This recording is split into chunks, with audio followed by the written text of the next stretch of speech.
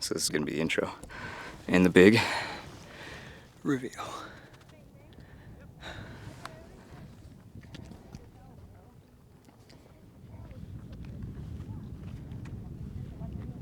It's just this big, giant wave-looking thing formed in the rock. So if you look carefully, it forms this like wave crescent going around.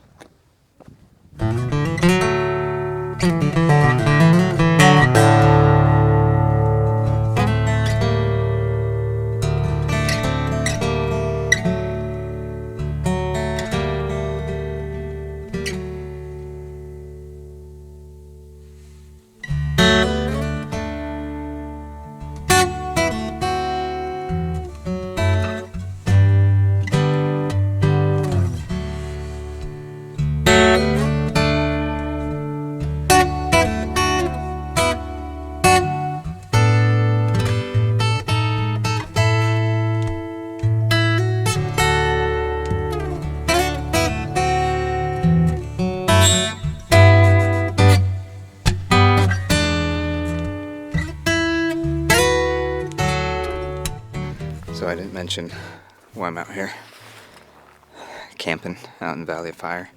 So I came out here for two reasons mainly. I wanted to, well, get some good shots of just, you know, the beautiful valley, kind of blend some color, play around with the light a little bit. The main reason I came out here is actually because I got a Move Shoot Move, so it's a star tracker specifically for the Milky Way. And I just wanted to test it out, so I haven't used it very well.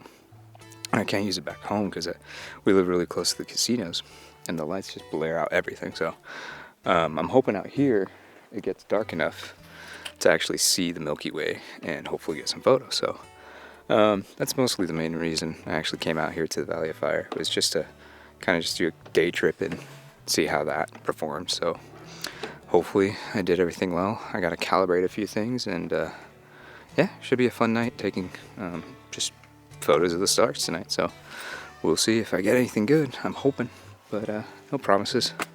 So we'll see. All right. Talk to you later.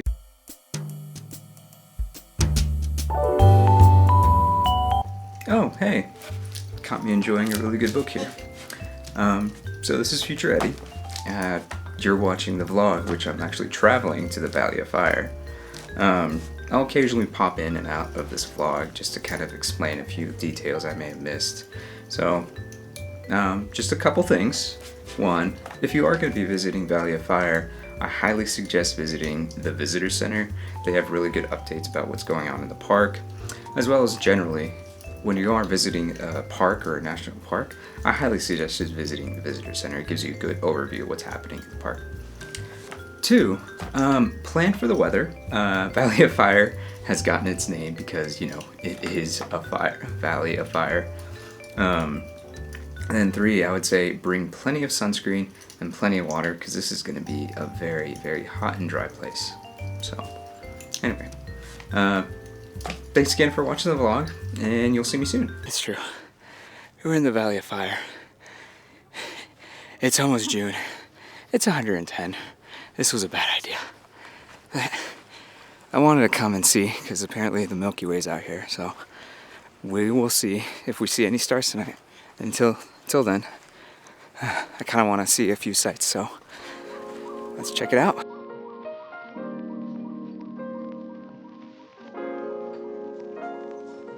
So I decided to come out here to get a couple good shots, test out my luck with midday sun. So I'm gonna be taking some shots of my family since it's a camping trip, but I don't normally shoot midday because the sun's just not the nicest, but I thought I should really just start taking photos any time of the day. Don't restrict myself to just that point, but oh man, check this out, hold on. I don't know if you could tell, but the sand has different colors.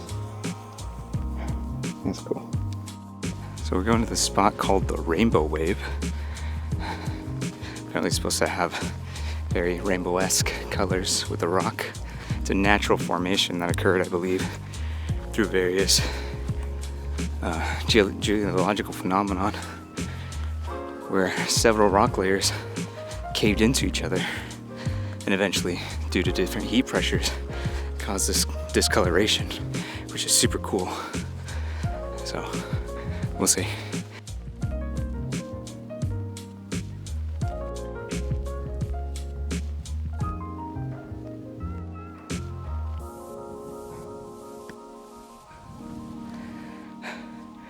Made it to the wave.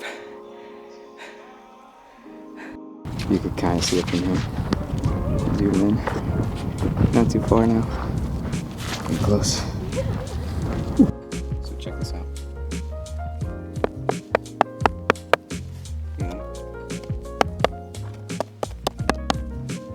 The rock's almost hollow because it's sandstone. It absorbs water like a sponge. So the first stop that we actually went out to the Valley of Fire was actually Fire Wave. It's this really cool tiger stripe pattern that ascends throughout the trail. So very pretty. Keep in mind it is about a 2-mile hike one way, and then 2-way back and forth is probably about 4 miles. So just be wary of that. And if it's a hot day, be wary. There's also no shade throughout the hike. So be prepared. And yeah, if you have a camera, bring it. Highly suggest it. Very beautiful little landscape. Alright. Now that's definitely got a cool design. Like wraps around this whole little cliff area.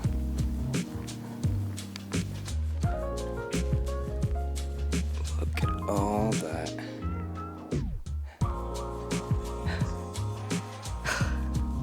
Not gonna lie, I had to take off the backpack. Carrying all that gear and walking around with this, it's not easy.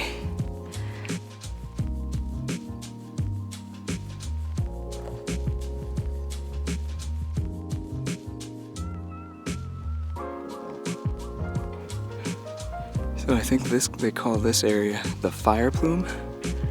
So it looks like volcanic, kind of like pump or something. It's really cool. It's got like a tiger stripe pattern all over it. I gotta get a photo of all this. Hold on.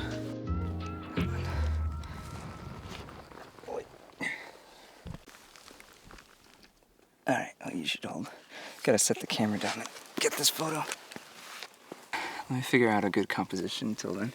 Because we're at a hill and I don't want to fall, so I gotta figure out a good composition first. Okay, so I think I figured it out. I got a good composition of this right here with the camera slightly tilted. And I think what I'm gonna do is do a HDR image so you can see all the colors and the darks and the shadows very well. Hopefully it turns out well. But I think this is the winner. I don't think I explained what an HDR image really is. Essentially what an HDR image really is, it's where you stack colors of different photos together from different exposures, if you will. And essentially it gives you a very colorful photo like this. And so there's a lot of different ways to edit it in Lightroom, Capture One, other sort of software. But essentially, really what it means is it stands for high dynamic range. So you just get a very colorful, pretty image where you can't see well, you'll see a lot of shadow and a lot of darkened image. So very pretty, very nice overall. All right, that's a cool little spot. We're gonna go to another one that I have on the itinerary. I forgot what it's called exactly, but it's the Mouse View Road or something. It's a very famous little Instagram spot. We're gonna see if we get a stop there since it's very shady around today for that spot and have a little lunch. So we'll see you there. Finally found a goat over there. I think it's the only one we've seen all day.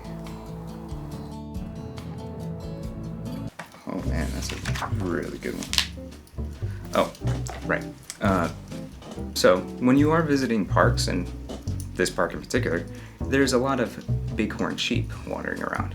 So I just highly suggest be very careful when approaching wildlife. Try to stay at a respectful distance, don't get too close. I was using a telephoto lens, so I'll be safe. I didn't want to disturb them, so just be careful. They might be a little aggressive. Some of these larger male goats have been known to, well, buck and ram, so just be careful. You don't want to be one of those tourists that show up in the news and get hit by a goat. So, just be aware of it. All right.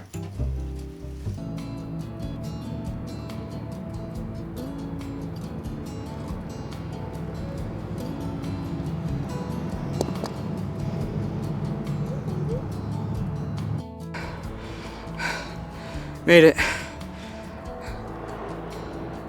You kind of see it over there. Over there. Okay. Let's see if I could get right there. That's the sweet spot right there. Let's get there in one piece, carefully. All right.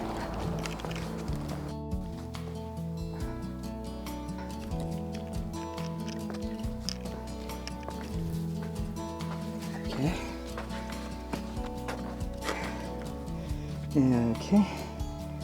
Okay. Okay. Do not recommend this climb with camera gear. Oh my god. I had to use a toe heel hook just to get up here. But, oh man. So this is the famous viewing area. I'm gonna try to get a shot of this area right here. Okay. I just climbed a bit of the mountain. Can't see anything except cliffs everywhere and the road. But it's really, really pretty view.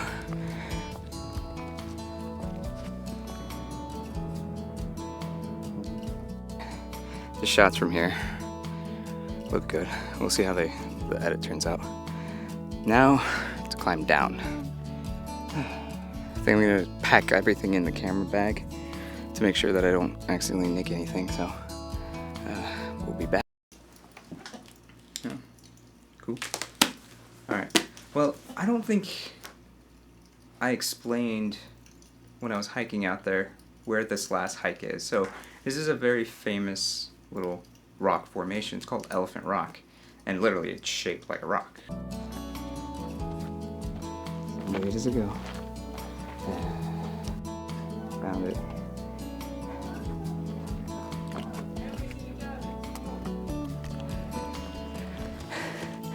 There. I'm gonna try to figure out a nice composition and get a nice photo. Sun's starting to set, so the light should be nice. This way. I think the light would probably be better over here. That's a better angle. That is a much better angle. So I'm gonna try to line up over here, find a good shot, because the sun's gonna hit it just right. It's gonna be looking real good. Trying to catch a bit of this sun with rays, so we'll see. Hopefully some people aren't in the way for it, so we'll see. Alrighty, I'm gonna set up.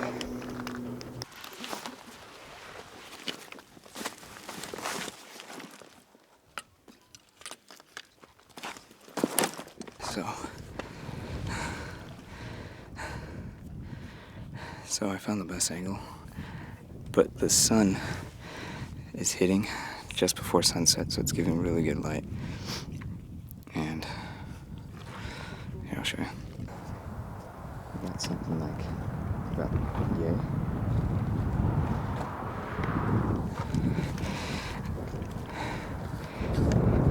And I got a couple different shots, slightly different angles each one, just to get a better shot of each one. And so we'll see. But this is the last bit of the hike for today, and tonight we're going to do some astrophotography, so that should be fun.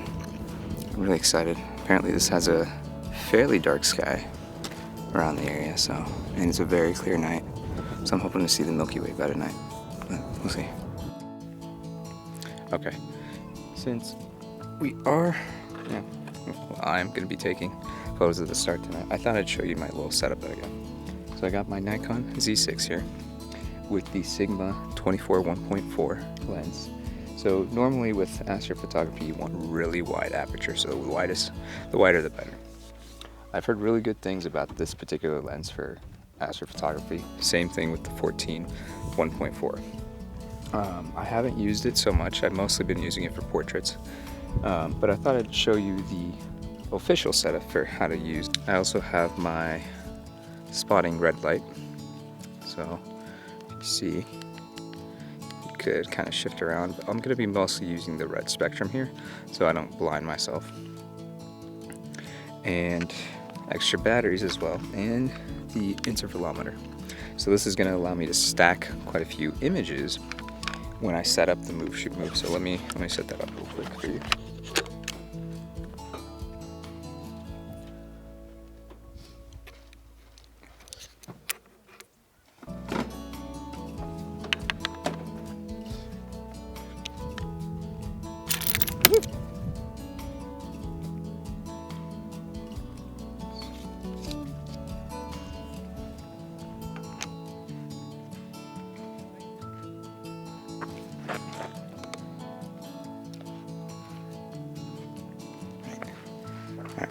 So I finally got it set up.